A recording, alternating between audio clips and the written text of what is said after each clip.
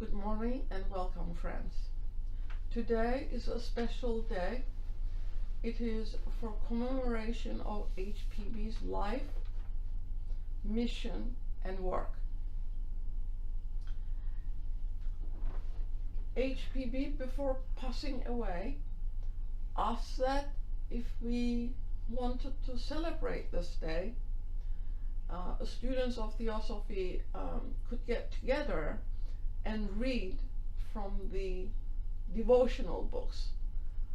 She mentions Bhagavad-Gita, The Voice of the Silence, and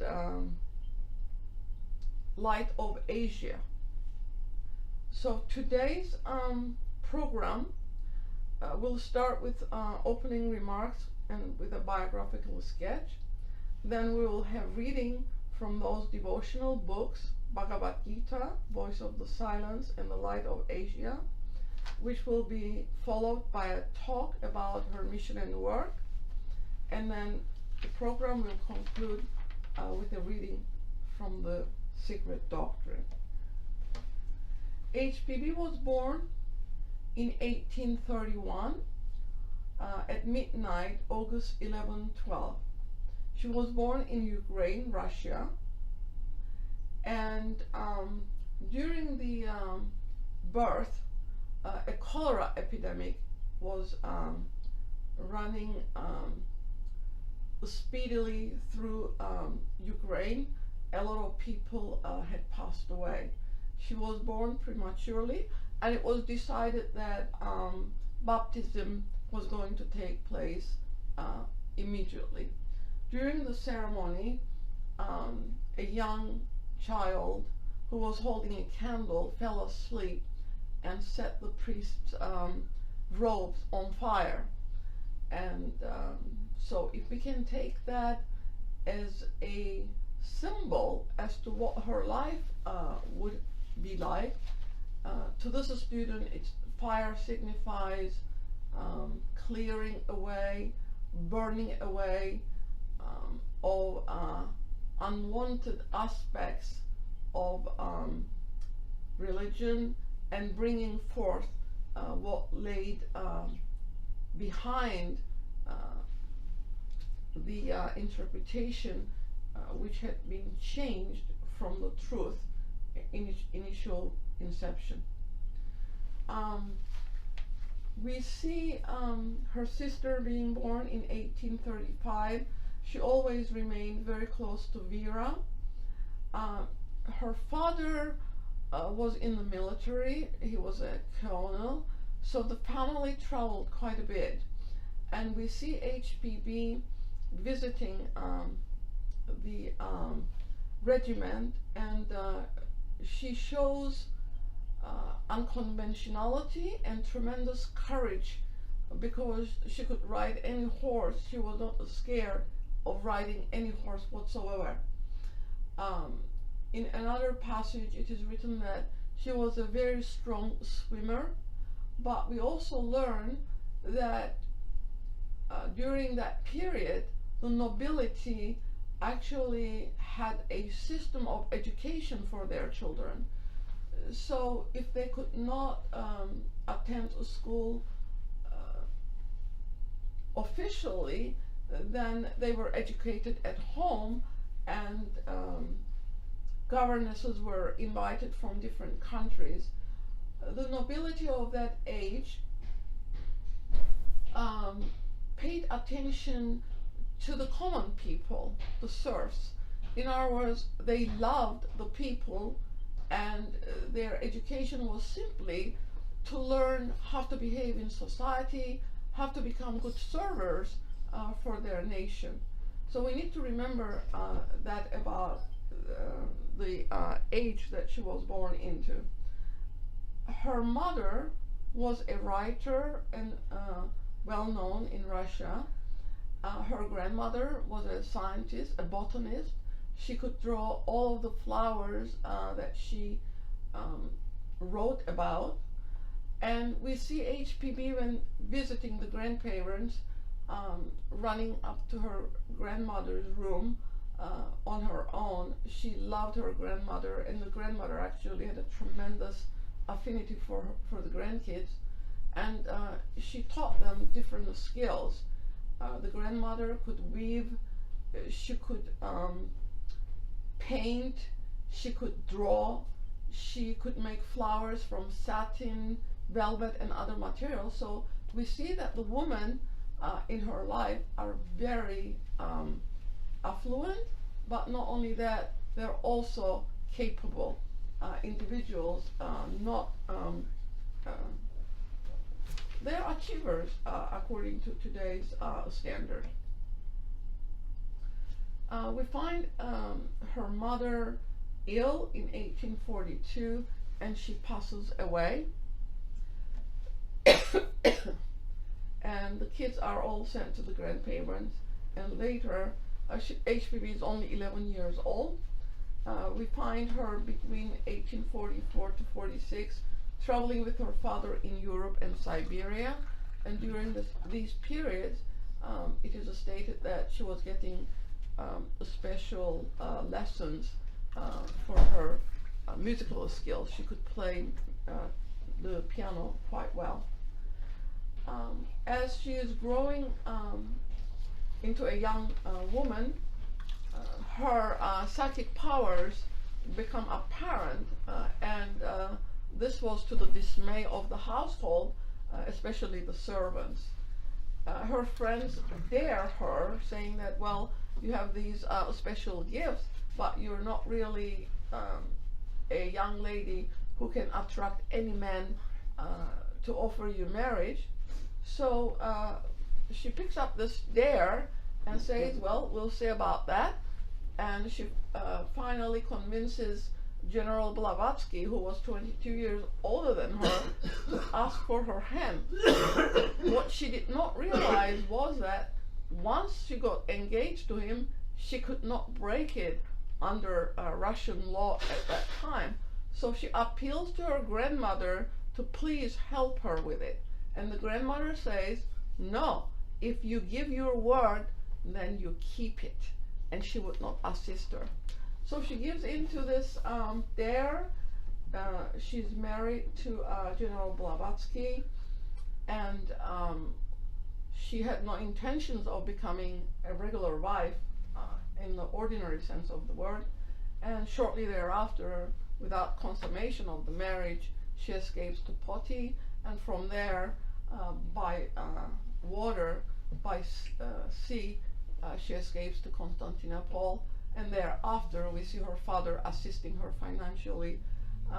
She's traveling in Greece, Turkey, and Egypt during that period. And in 1851, we find her in London, and for the first time, she meets the tall man who had been assisting her in her dreams and visions, also pulling her out of difficult situations.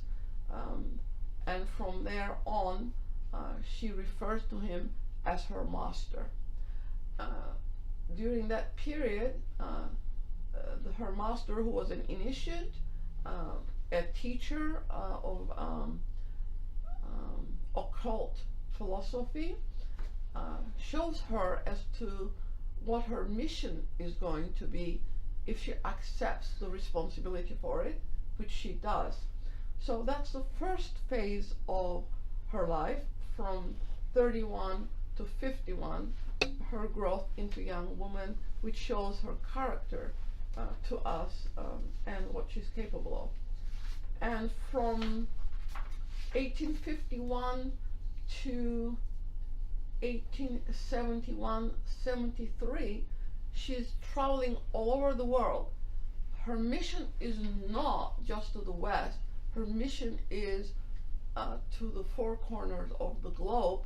So she's traveling and gathering information, even though she doesn't know what the information is for, and also looking for people who will assist her in this endeavor in the future. So we see her in 1858, she's in Russia visiting her family, and during this period her powers are exhibited very clearly, but still she's not totally in charge of them. From there, she comes to Canada, to United States. She crosses from east to the west by caravan. She's in Mexico, then she goes to Honduras, South America. She travels in South America. She also visits the Inca ruins. So she's gathering a lot of information, and she definitely had access to a lot of esoteric information that she's gathering. Then she's again in the Middle East. She's in Japan. She's in Ceylon. She's in India. So then in Europe, she's all over the place. She's in 4 corners of that globe, gathering information.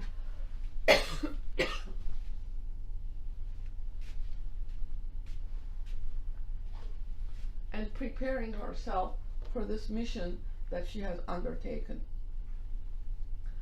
In 1873, we find her again in the United States, because during that period, the spiritualism was in the ascendancy, and she thought this would give her a venue to show the reality of the events, but to also give her an opportunity to explain the reason behind it, rather than what the spiritualist was saying.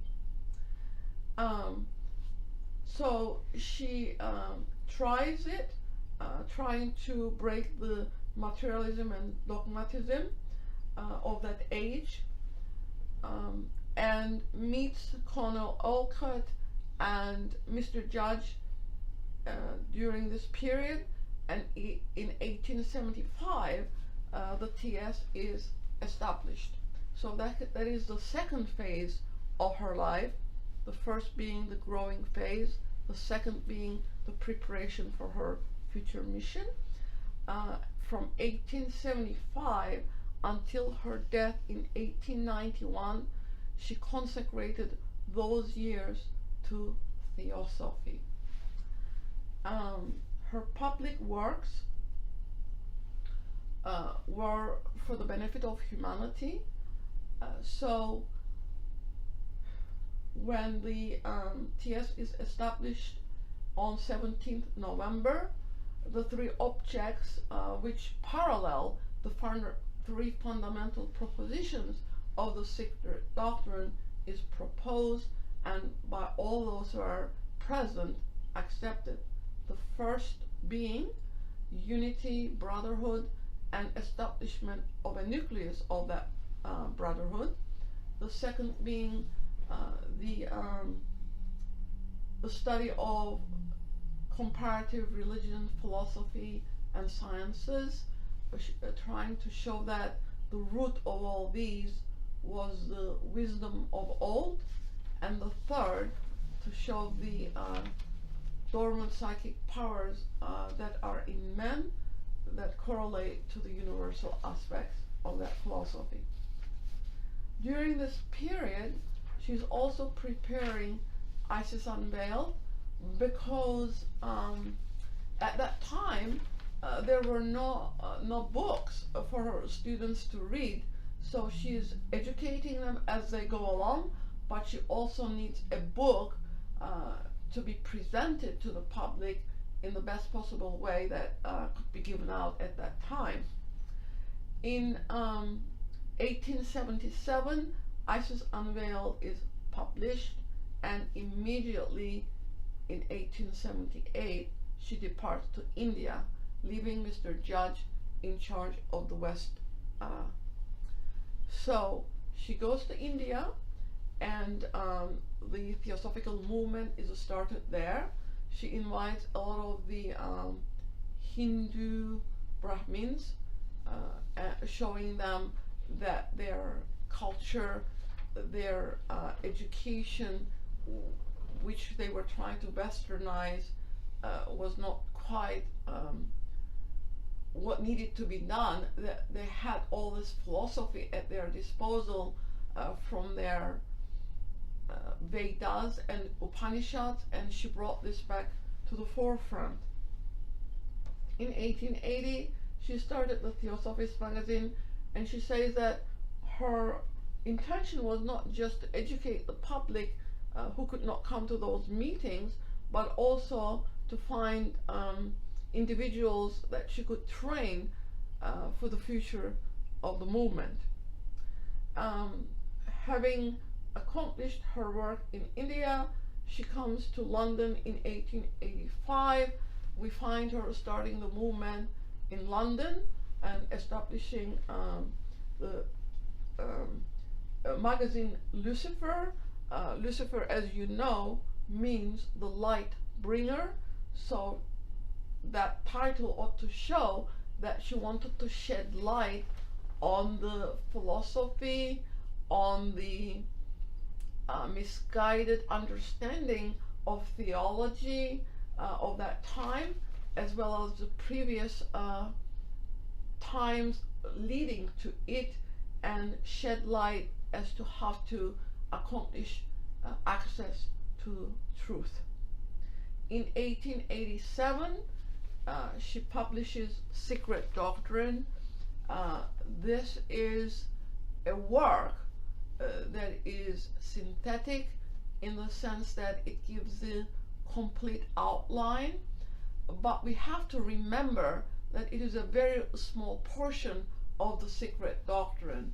Her comments is in the direction that the veil was just lifted a tiny bit in its corner.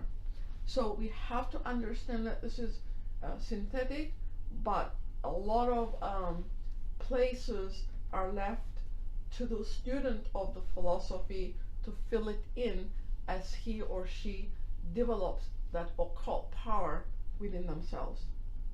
HPB is again ill during the writing of The Voice of the Silence, which is her last work, that devotional book.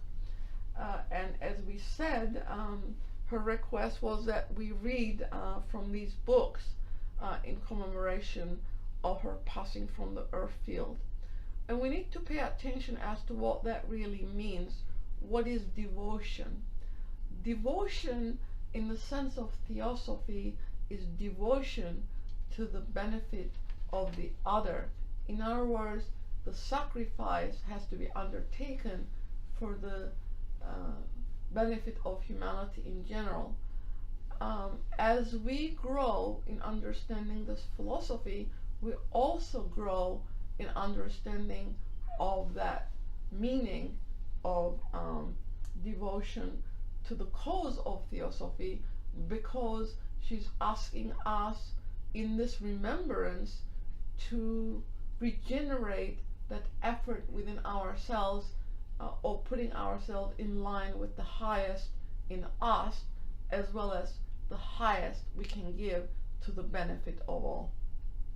She passed on May 8, 1891, and she told us to make her life effort a continuation, and not that she said, let my last incarnation not be wasted, reminding the student of this philosophy that she had come for not just the 5,000 cycle of the Kali Yuga or the 2155 of the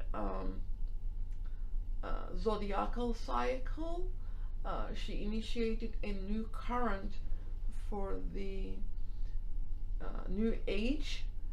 She traveled all over the world and brought this about. So we need to understand the meaning of sacrifice and align ourselves in this endeavor to help keep this philosophy in the world, so that the future generations can find it and benefit from it.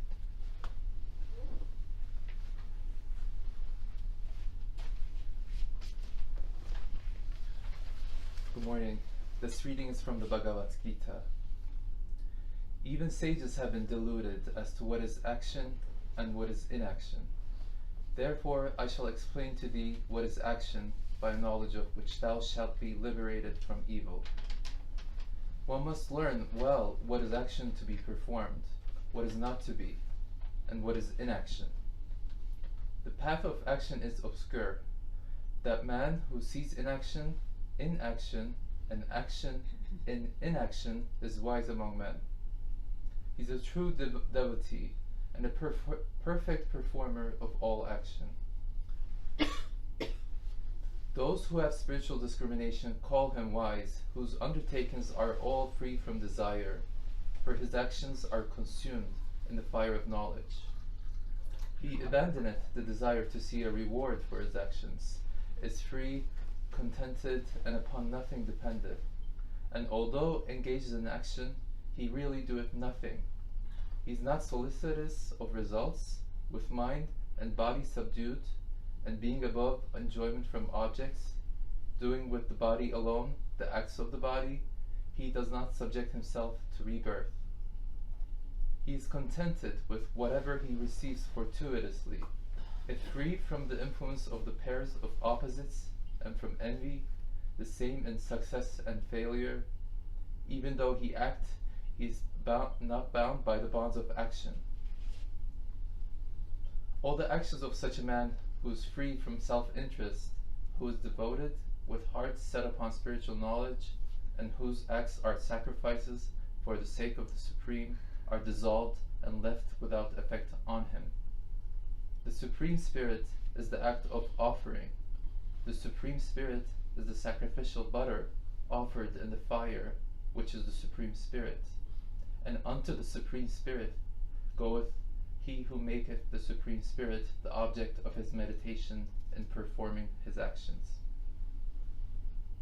Some devotees give sacrifice to the gods, while others, lighting the subtler fire of the Supreme Spirit, offer up themselves.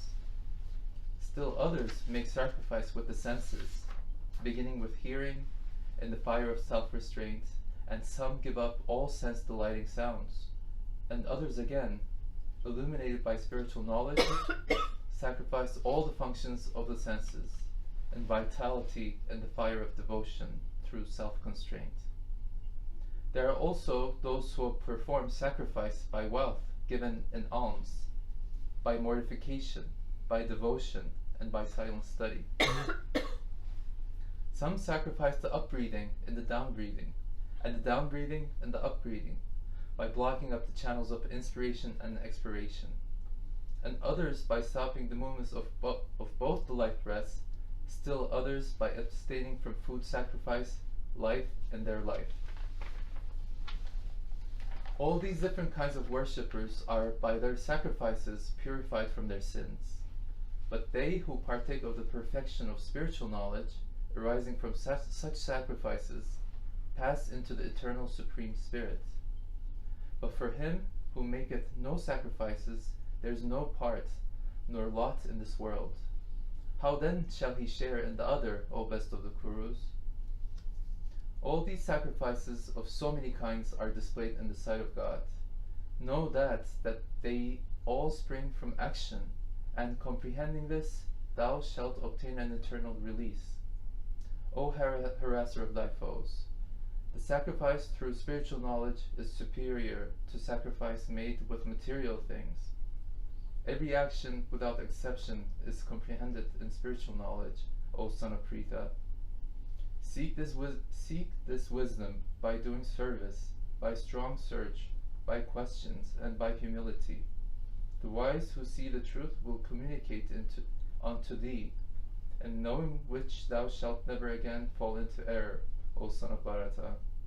By this knowledge thou shalt see all things and creatures, whatsoever in thyself, and then in me. Thank you.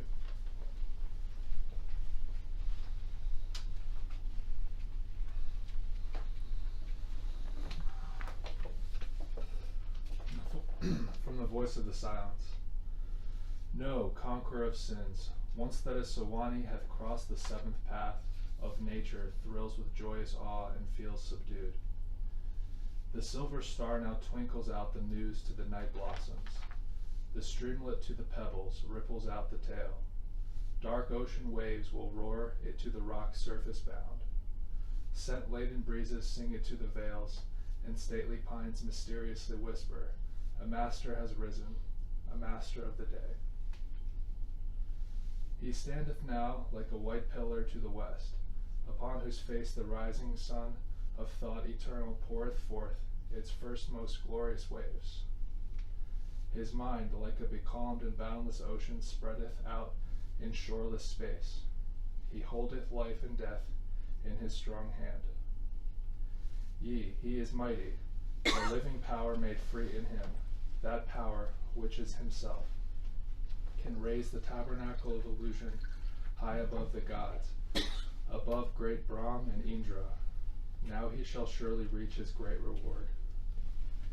Shall he not use the gifts which it confers for his own best and rest and bliss, his well-earned weal and glory, he the subduer of the great delusion?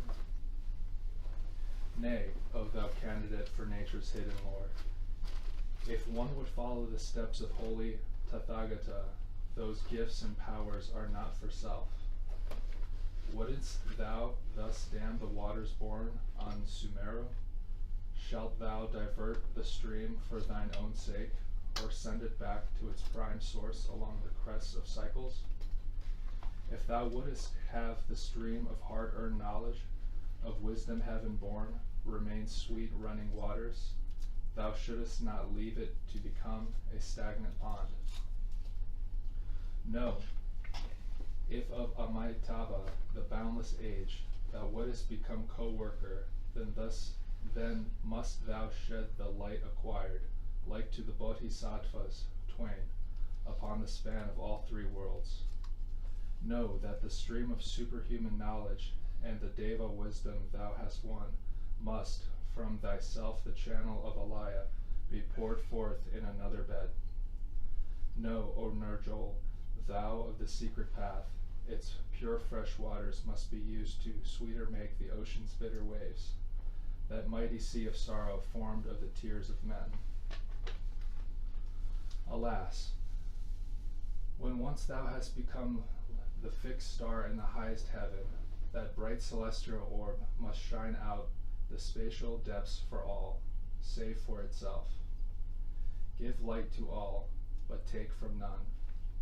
Alas, when once thou hast become like the pure snow in the mountain vales, cold and unfeeling to the touch, warm and protective to the seed that sleepeth deep beneath its bosom, 'tis now that snow which must receive the biting frost, the northern blasts, thus shielding from their sharp and cruel tooth the earth that holds the promised harvest, the harvest that will feed the hungry.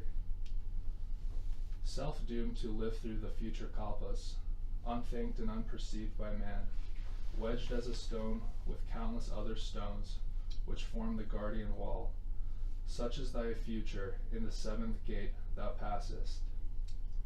Built by the hands of many masters of compassion, raised by their tortures, by their blood cemented, it shields mankind, since man is man, protecting it from further and far greater misery and sorrow. Withal, man sees it not, will not perceive it, nor will he heed the word of wisdom, for he knows it not.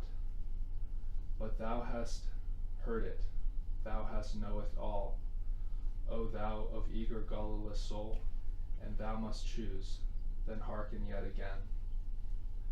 On Sawan's path, O Srotapati, thou art secure. Aye, on that marga, where thou but darkness meets the weary pilgrim, where torn by thorns the hands drip with blood, the feet are cut by sharp unyielding flints, and Mara wields his strongest arms, there lies a great reward immediately beyond. Calm and unmoved, the pilgrim glideth up the stream that to nirvana leads. He knoweth that the more his feet will bleed, the whiter will himself be washed. He knoweth well that after 7 short and fleeting births, nirvana will be his. Such is the dhyana path, the heaven of the yogi, the blessed goal of the Srotapatis, crave.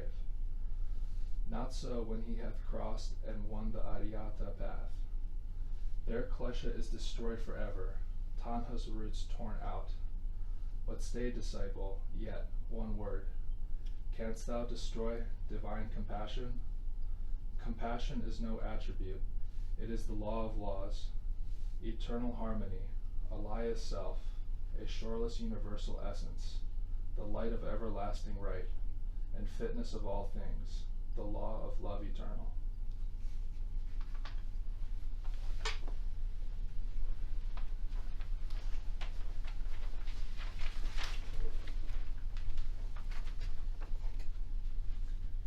Reading from the Light of Asia.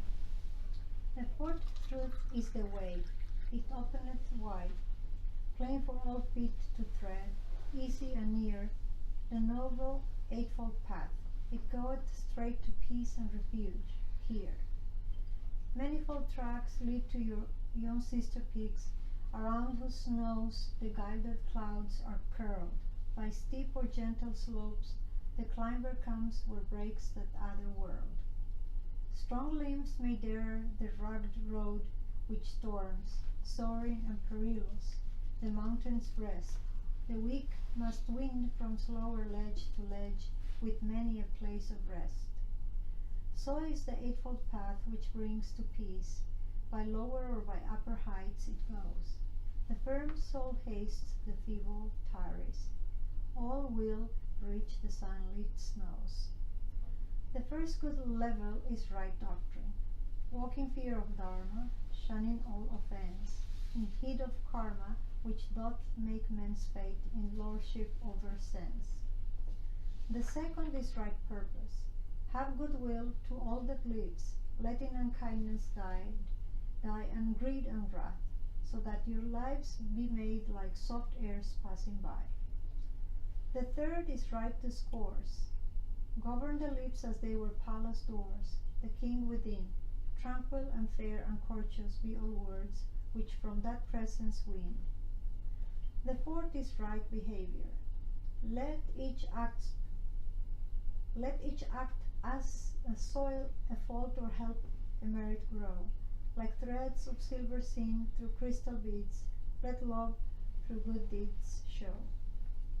4 higher roadways be. Only those feet may tread them which have done with earthly things. Right purity, right thought, right loneliness, right rapture, spread no wings.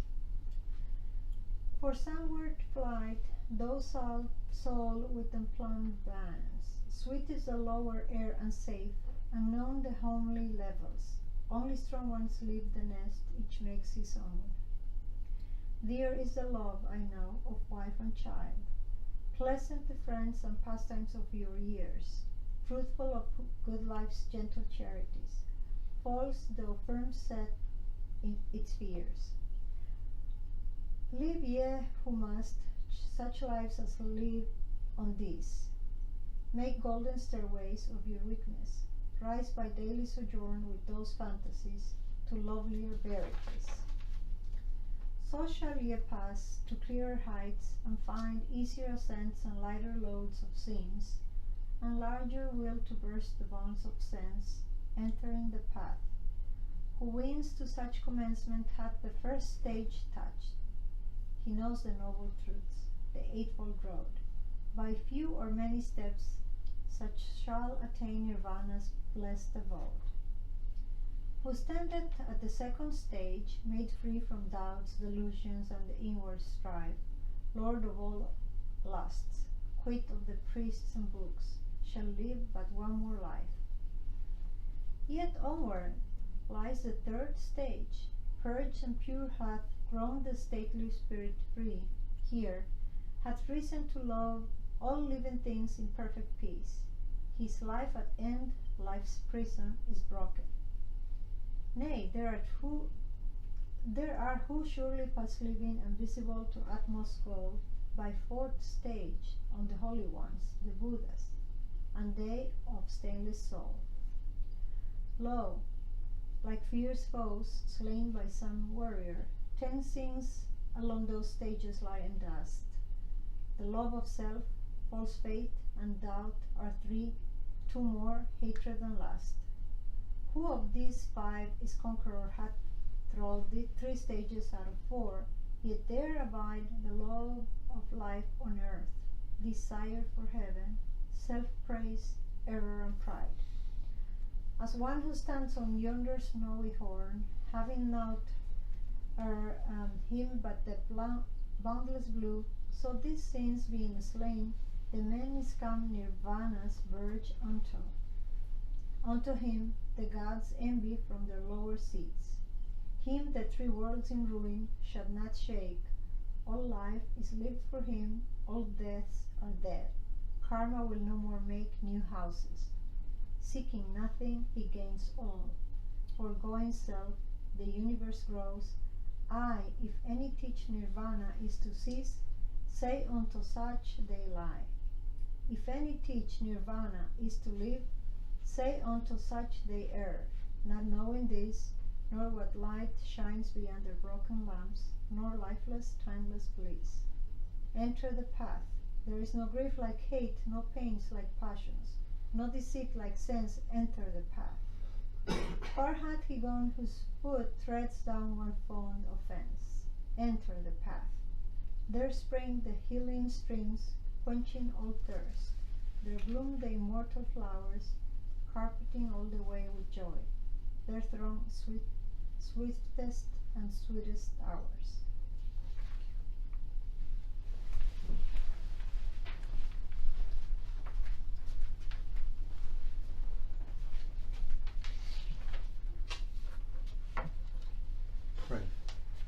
HPB's adventures started with the previously discussed setting on fire of the priest's robe in the celebration of her birth,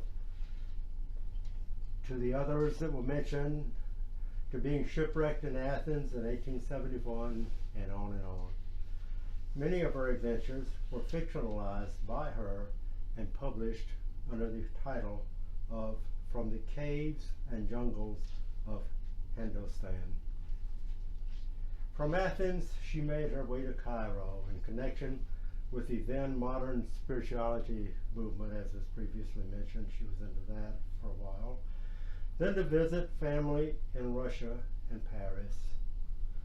On July 7, 1873, HPB arrived in New York penniless.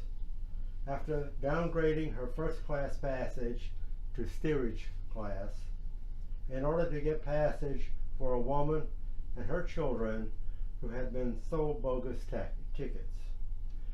She earned money in New York by making flowers.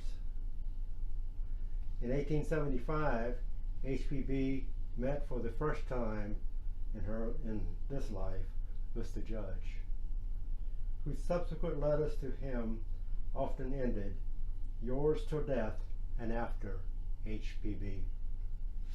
And Mr. Judge wrote, "It was her eye that attracted me, the eye of one whom I must have known in long lives past away. She looked at me in recognition at that first hour, and never since has that look changed." On November 17, 1875, as the previous speaker mentioned, the Theosophical Society was founded. Early members included Thomas Edison and General Doubleday. The TS Charter noted, "As the highest development, physically and spiritually on earth, of the creative cause, man should aim to solve the mystery of his being. He is the procreator of his species, physically, and having inherited the nature of the unknown but palpable cause of his own creation, must possess in his inner physical self this creative power in lesser degree.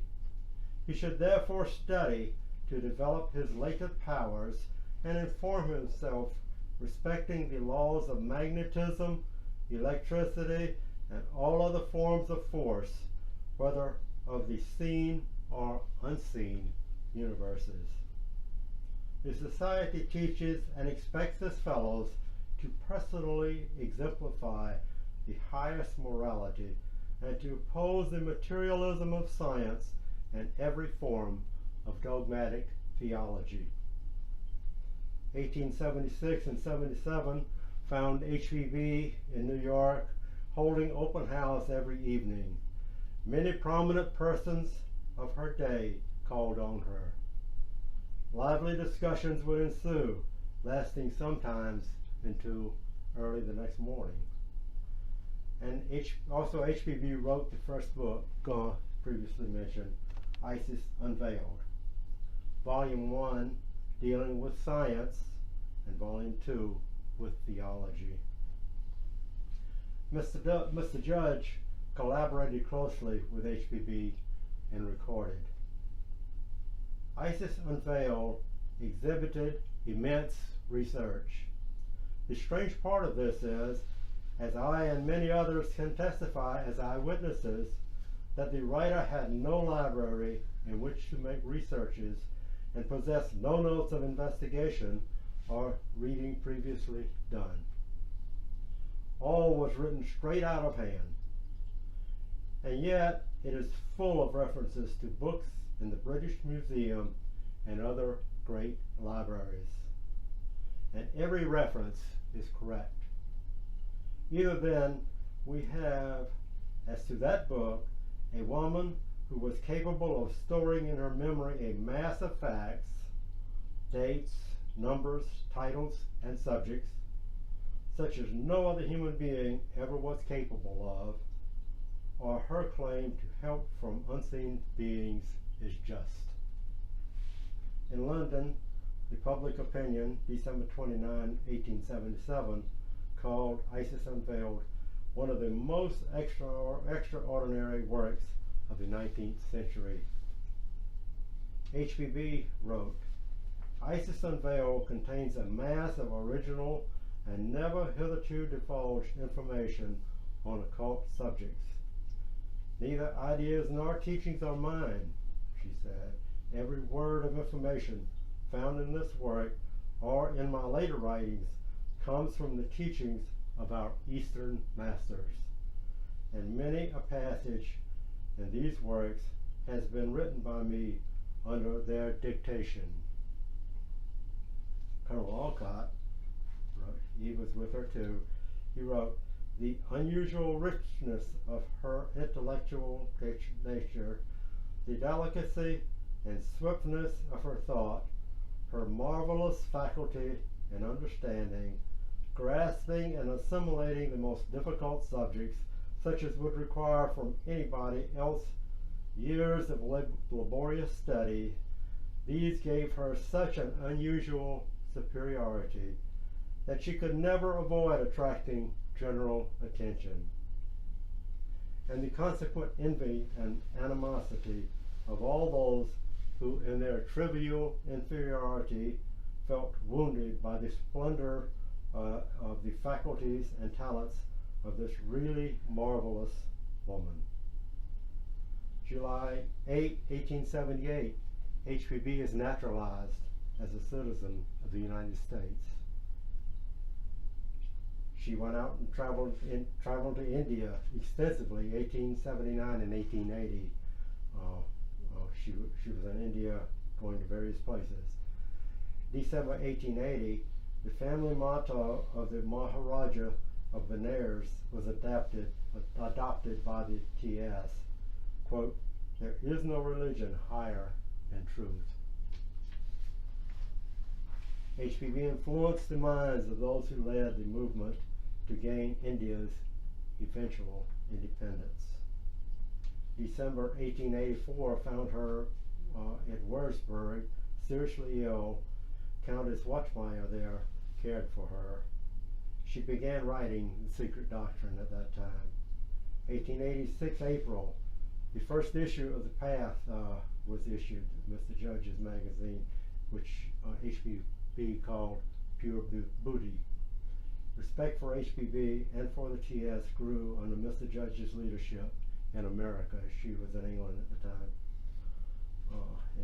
in Europe. March 1887, HPB, exhausted, falls into a coma from which she revives, as it happened several times in the past. May 1, 1887, finds HPB now in London, where her friends have arranged a place for her to stay and work. She labored day and night to bring the secret doctrine to conclusion.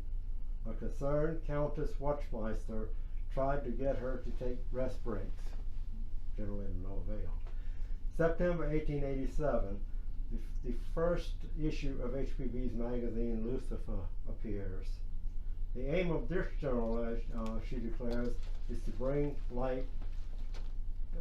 to light the hidden things of darkness, as the first speaker mentioned. In addition, she explains that Lucifer, the light bearer, is a morning star, and Lucifer is no profane or satanic title. November, December 1888, Mr. Judge comes to London to help HPB in drafting the rules and pledge relating to the esoteric section. Mr. Judge also visited Dublin and inspired the new generation of Irish poets and writers such as W.B. Yeats and George W. Russell. October 20, 1888, Volume 1 of The Secret Doctrine was finally published. Volume 2 was issued in December of that year, 1888. It had taken HPB 4 years to finish her magnum opus. The original 1888 edition of The Secret Doctrine consists of 2 volumes. Volume 1, Cosmogenesis, the Evolution of Our Earth and the Universe. It reviews some of the material already mentioned and Isis unveiled and expands on it. Volume 2 covers anthropogenesis, the evolution of man on our earth, his future role, and the goals of evolution. The Secret Doctrine is based on verses or stanzas of the Book of Zon, which is in English Wisdom. It's written in a style quite different from Isis. It is both philosophically profound as well as the accurate history of the evolution of nature and of man and of the origins of religions. These doctrines are unique. The doctrines unique to Theosophical philosophy include the universal and impersonal law of karma, under which the whole evolution proceeded. The fact that all beings were of the same one spiritual essence. Therefore, as regards their interaction, all beings, including men, had all to be considered as brothers because of the identity of the nature of that one essence, regardless of the apparent difference in the stage of evolution which they presently occupy. The great fact of nature and its implicit order is a rule of analogy and correspondence. As above, so below. As in the past, so in the future. That is a statement of the economy of nature and the operation of our laws, which carry all beings through the endless chain of evolution. And in the case of mankind, this process is by reincarnation until the man spirit reaches the summation, the goal of life on this earth. He masters all avenues of knowledge and learns to apply them by choice benevolently, just as a professor or teacher does in dealing with pupils in his charge, imparting to them what he or she may have learned. The evolution of the universe is seen to be similar to that of our earth. The evolution of the form of man follows the evolution of the inner, invisible sheaths of man's soul. Man is essentially a mind soul, and he is constantly dealing with the evolution of sentient nature all around him, including that which passes through him. Every feeling, thought, or action impresses the motive of this moment on the forms of nature around. They record it in their sensitive surface and later return the impress to him during the instance and circumstances of his future, partially in this life and partially in a future life. We are constantly rewarding or punishing ourselves in this fashion. The hands that smite us are our own. About her own book, H.P.B. wrote, "I have here made only a nosegay of cold eastern flowers, and have brought nothing of my own but the string that ties them." Dr. Hyatt of Stamford, Connecticut spent many years tracing the quotations and references that HPB used in the Secret Doctrine. In 1940, he issued a checklist of some of the books and authors quoted or referred to in the Secret Doctrine by HPB. He observed, quote, "It is difficult to appreciate the wealth of material quoted and the diversity of subjects included. They are scattered throughout the thousands of pages in the 2 volumes, so that the reader may gain a better understanding of the inclusiveness of all the different aspects of each subject presented, and that the Secret Doctrine is not the dogmatic presentation of any one religion or any one philosophy or of any one science." Many of the finest minds of her time were influenced by the ideas that the Secret Doctrine expounded. July 1889, HPB published The Key to Theosophy. It is written in question and answer form so that her students may learn what Theosophy is and in turn use it to teach other inquirers. She subtitled it "A Clear Exposition of the Ethics, Science, and Philosophy of the Study of which the Theosophical Society has been founded." The second edition of The Key, published in 1890, contains at the end of the book an additional 60-page glossary.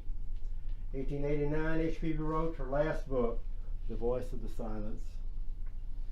It was dedicated to the few, to those who desire to make Theosophy a living power in their lives.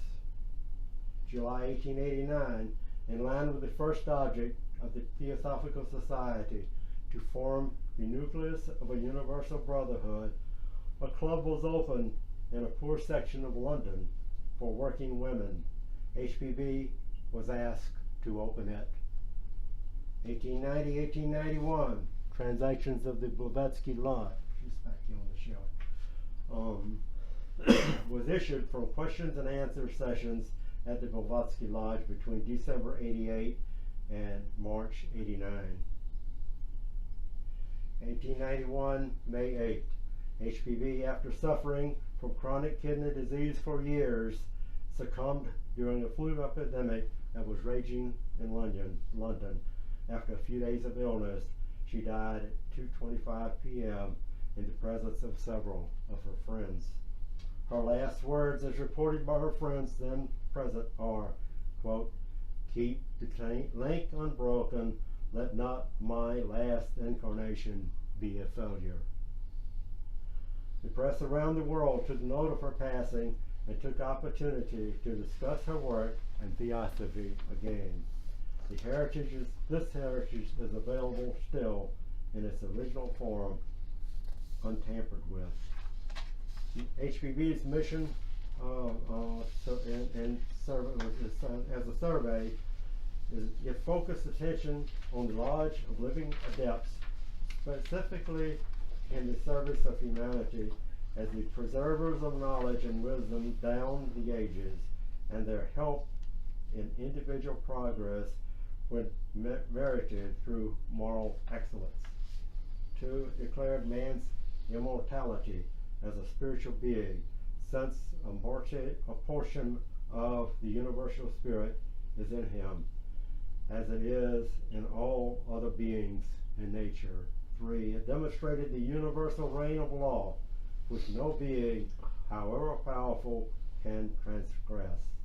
4, it showed how cycles of civilization arose, then fell. 5, it declared that a sincere and conscientious application of the innate sense of morality everyone has, the voice of the conscience is our intuition, as is often referred to, is the only key to spiritual and occult progress in man. 6, it demonstrated the existence of the invisible astral spiritual realms of being within the physical. 7, karma, the law of moral compensation, and reincarnation are shown to be the active agents in the process of man's evolution. Man alone is the maker of his own destiny. He has the inalienable right to choose. We have an unbroken consistency of HPB's teachings from the first of her writings to the last of her some 2,000 or more articles entitled My Books. There is an unbroken continuity of ideas, a single theme, the same basic propositions that describe the world situation, its emanation from the absolute unknowable as an all-inclusive deific source. It evolves according to regular, intransgressible laws of progression, which take into account every part and aspect of being, including man, the atom, and the universe. Evolution is continuous, universal, and involves every atom of the living universe. There is no universal waste pile to which are consigned unused components. Every part has its due place. Minds influenced by Theosophy. Some of the great names influenced include Dr. Albert Einstein, who kept a copy of the Secret Doctrine on his desk for ready reference. Thomas A. Edison, inventor. A.O. Hume, administrator and founder of the Indian National Congress, a body active in securing independence for India in 1948. Gandhi, Nehru, and the list goes on. Impact of HPB's work.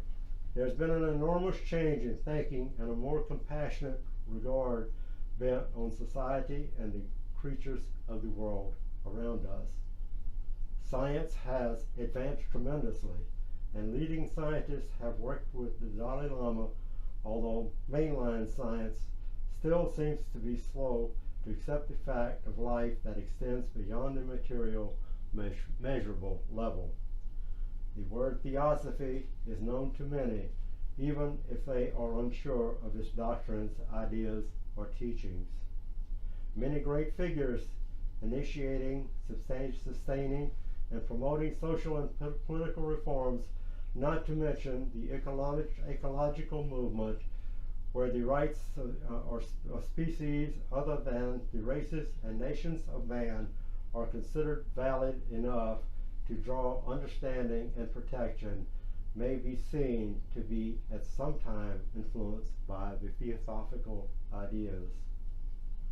Theosophy has served to introduce some of the ancient Sanskrit terms such as karma, dharma, yoga, nirvana, Bhagavad-Gita, Mahatma, just a few. Attacks on HPB and Theosophy. From 1871 onward, HPB lived in the pitiless glare of publicity. She had to deal with numerous accusations, none of which were valid. She wrote, quote, "For the last 15 years, an incessant shower of ugly accusations has been poured upon me. Every libelous charge, from immorality and the Russian spy theory down to my acting on false pretenses of being a chronic fraud and a living lie, an habitual drunkard, an emissary of the Pope, paid to break down spiritualism, and Satan's incarnate. Every slander that can be thought of has been brought to bear upon my private and public life. Not a single one of these charges has ever been substantiated. I have lived surrounded by friends and foes alike in a glass house. Nothing could stop these wicked, venomous, and thoroughly unscrupulous tongues. HPB's works we've discussed a significant amount about, more than 6,500 pages of much of which was never before published, before it was published in these documents. With that, we will turn it over to the next reader for the last reading.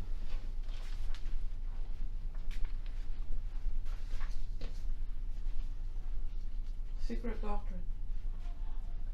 Since the beginning of the Atlantean race, many million years have passed, yet we find the last of the Atlanteans was still mixed up with the Aryan element 11,000 years ago. This shows the enormous overlapping of one race over the race which succeeds it, though in character and external type the elder loses its characteristics and assumes the new feature of the younger race. This is proved in all the formation of mixed human races.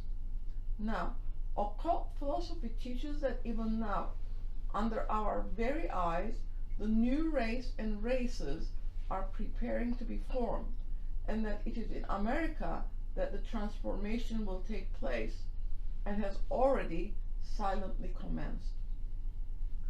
Pure Anglo-Saxons, hardly 300 years ago, the Americans of the United States have already become a nation apart, and owing to a strong admixture of various nationalities and intermarriage, almost a race sui generis, not only mentally but also physically.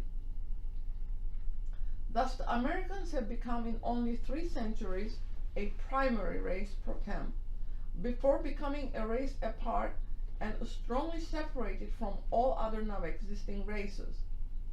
They are, in short, the germs of the 6th subrace, and in some few hundred years more will become most decidedly the pioneers of that race, which must succeed to the present European or 5th subrace in all its new characteristics. After this, in about 2,500 years, they will launch into preparations for the 7th subrace, until in consequence of cataclysms, the first series of those which must one day destroy Europe, and still later the whole Aryan race, and thus affect both Americas, as also most of the lands directly connected with the confines of our continent and isles. The 6th root race will have appeared on the stage of our round. The 5th will overlap the 6th race for many hundreds of millenniums, changing with it slower than its new successor, still changing in stature, general physique, and mentality, just as the 4th overlapped our Aryan race and the 3rd had overlapped the Atlanteans. This process of preparation for the 6th great race must last throughout the whole 6th and 7th subraces. But the last remnants of the 5th continent will not disappear until sometime after the birth of the new race, when another and new dwelling, the 6th continent, will have appeared above the new waters on the face of the globe, so as to receive the new stranger. To it also will emigrate and settle all those who shall be fortunate enough to escape the general disaster. Thus it is the mankind of the New World, one by far the senior of our old one, a fact men had also forgotten, of Patala, the antipodes of the nether world, as America is called in India, whose mission and karma it is to sow the seeds for a forthcoming, grander, and far more glorious rays than any of those we know at present. The cycles of matter will be succeeded by cycles of spirituality and the fully developed mind. On the law of parallel history and races, the majority of future mankind will be composed of glorious adepts. Humanity is the child of cyclic destiny, and not one of its units can escape its unconscious mission or get rid of the burden of its cooperative work with nature. Such is the course of nature under the sway of karmic law, of the ever-present and the ever-becoming nature. For in the words of a sage, known only to a few occultists, quote, "The present is the child of the past, the future the begotten of the present.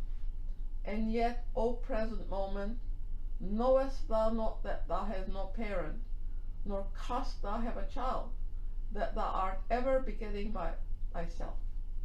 Before thou hast even begun to say, I am the progeny of the departed moment, the child of the past, thou hast become that past itself. Before thou utterest the last syllable, behold, thou art no more the present, but verily that future.